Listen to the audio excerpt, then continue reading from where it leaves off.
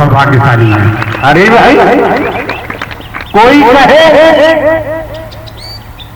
कि राष्ट्र के देश के प्रधानमंत्री जी हमारी तरह आदमी है, भाई तेरी तरह कैसे हो जाएंगे? चलो मान लिया तेरी तरह आदमी है, लेकिन है तो प्रधानमंत्री। इस बात को समझना बहुत जरूरी है। श्री कृष्ण जो भी रहे हो,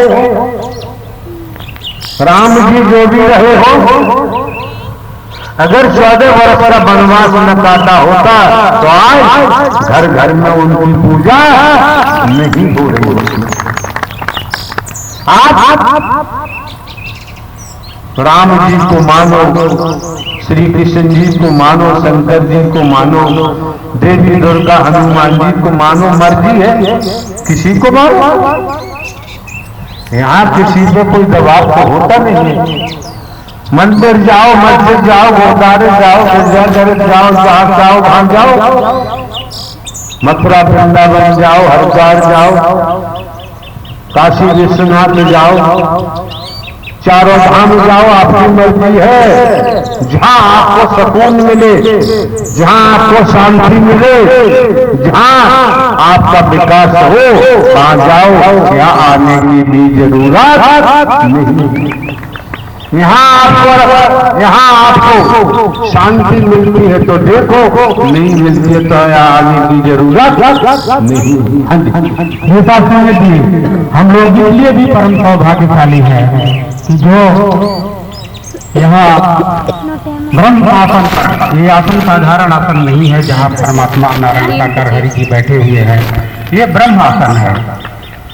ये सिंहासन या आसन नहीं, उससे भी ऊपर ऐसा आसन कहीं ब्रह्मांड।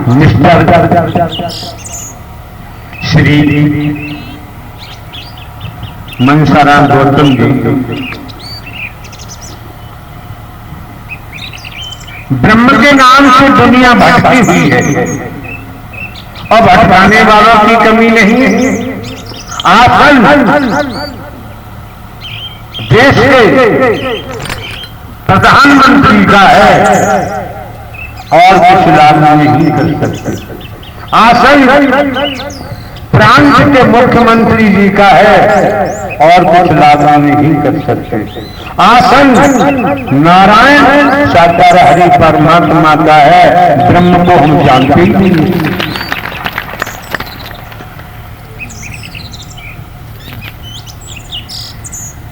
हाँ जी, संगत जी, इसी तन से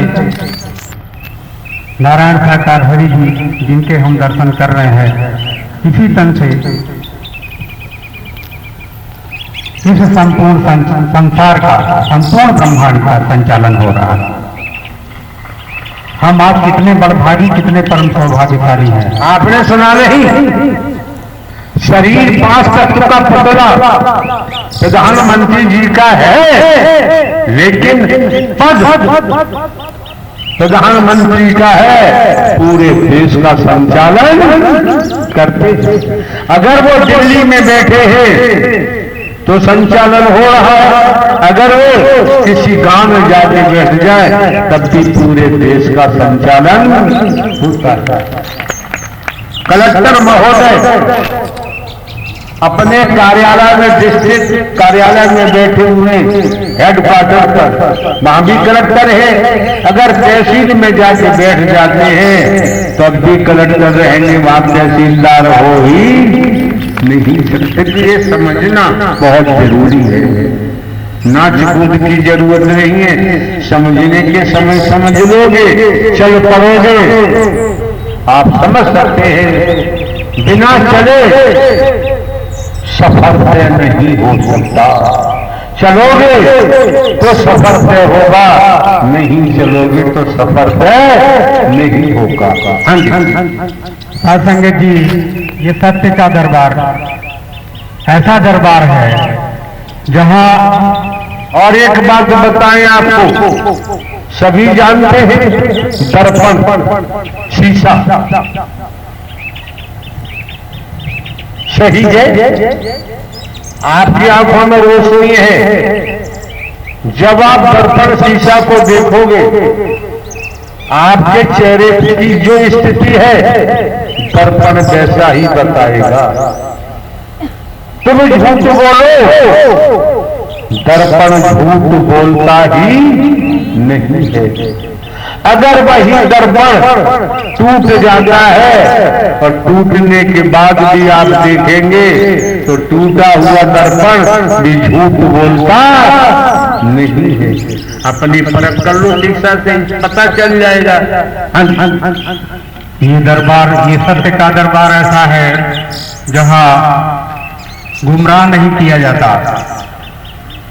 कर्म करने का मार्गदर्शन दिया जाता है। अगर हम सेवा कर्म हमें मिल गया तो समझिए कि हमें रास्ता मिल गया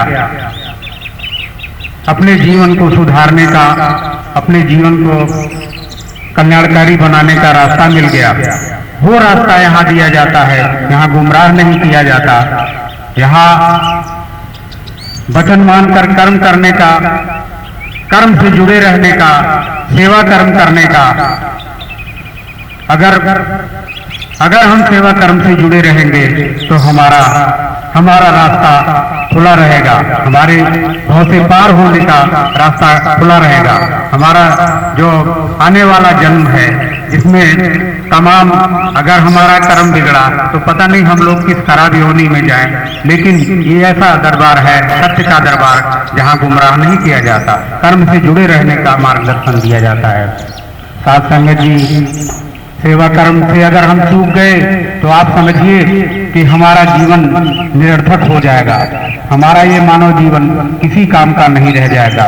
हमें किसी भी तरह से परमात्मा के दर्शन, वाणी और सेवा कर्म से वंचित रहना नहीं चाहिए।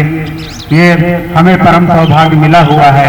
अपने जीवन को, अपने आत्मिक कल्याण का ये हमारे लिए बहुत बड़ा अवसर मिला हुआ है। इसको गंवा दिया अगर हमने तो हम फिर कहीं के न रह जाए। ज्यो जल बाड़े नावे, ज्यो जल बाड़े नावे, समझो, दोनों हाथ उलीचिए। अगर नौका में जल भर गया है तो दोनों हाथ से उलीच दो। नहीं उलीचोगे तो डूब जाएगी, तुम भी डूब जाओगे, मर जाओगे। और जो धन बाड़े घर में तो सारे हाथों से लूटिए, यही सज्जन का काम। ये आयोजन हर किसी को नहीं मिल सकता। संस्कारों के कारण मिल गया,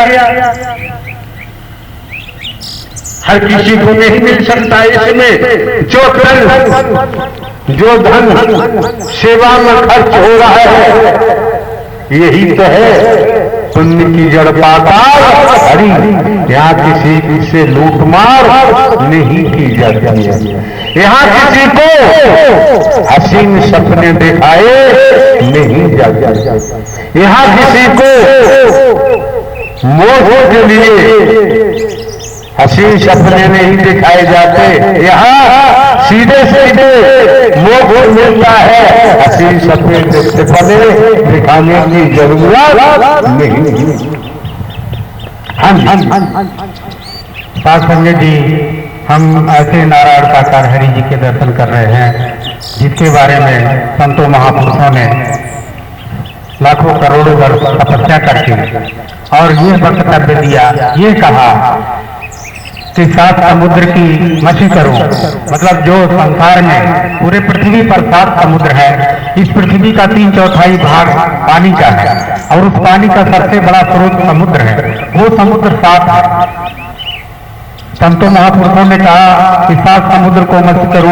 संत महापुरुषों ने क्या कहा, लेकिन आप क्या कह रहे हैं, आप कहो। संत महापुरुषों ने कहा वो तो सुना सुनाया है, हम तो आपको सुनना चाहते हैं। साथ संगत जी, हमारी गलत आप में है।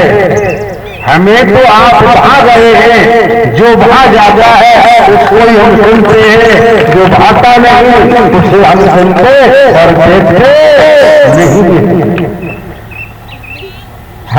हमारा आने जाने वाले महापुरुषों से और हमारा भी ये परम सौभाग्य है कि हम कितना भी कोशिश कर लें, लेकिन हम अपने नारायण साकार हरि जी के हम महिमा का मंडन करने में सक्षम नहीं हो सकते। फिर भी नारायण साकार हरि परमात्मा की संपूर्ण ब्रह्मांड में सदा सदा के लिए जयकार हो। नारायण साकार हरि अपनी महिमा मंडन कराते ही नहीं है। आपको कहा गया था अपनी खुद बीती बताने का प्रयास करें, और खुद बीती अपनी खुद बीती बताने के लिए हर कोई सक्षम होता है। खुद बीती बताने के लिए कहीं से मांगने की जरूरत नहीं पड़ती है।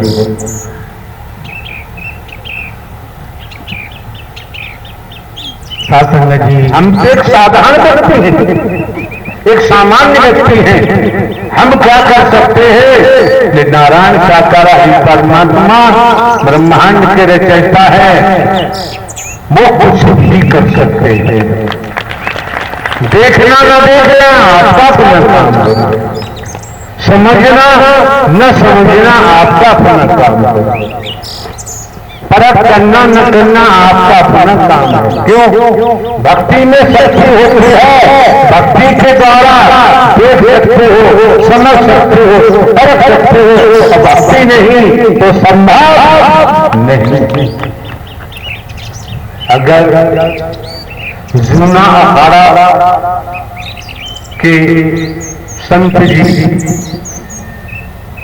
का आगमन हुआ है, मौजूदगी है, तो जूना अखाड़ा के संत जी, हम बोलना नहीं चाहते फिर भी बोलना